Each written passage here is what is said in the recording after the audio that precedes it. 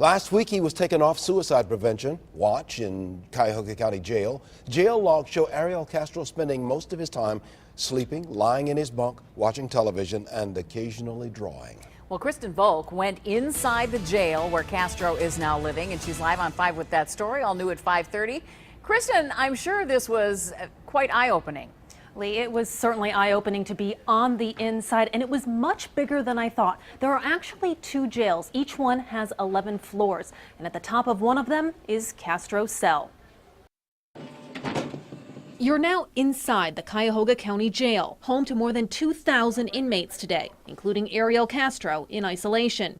A typical cell measures 10 feet by 10 feet with a bed. There's also a toilet, a sink, and a mirror, and that's pretty much it. Warden Eric Ivy says inmates, isolated or not, are housed in pods. This is just an actual housing unit here. And this is what a typical pod looks like. There are 23 inmates in this room right now, most of them in single cells. They live, eat, sleep, and socialize in this area that's as big as about a 4-car garage. All the inmates are locked up, and the officer will go around and physically count every inmate in the facility. An inmate head count happens 3 times a day. That's when the jail is locked down and the numbers are tallied here at Master Control. This is our Master Control Center. This is pretty much the nucleus for our entire jail. But for a majority of the day, inmates are free to watch TV, use the phone, and play games within their pod.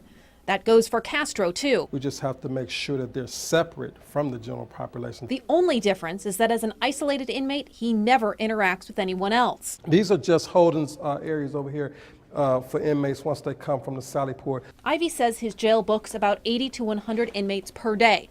On average, about the same number of inmates leave every day.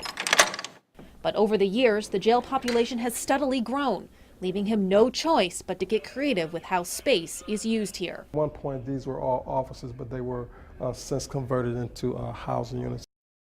The warden says what used to be an easy task of keeping the inmate population under 2,000 is now fairly tough. He says younger offenders are now committing more serious crimes. Live on 5 in the newsroom, I'm Kristen Volk.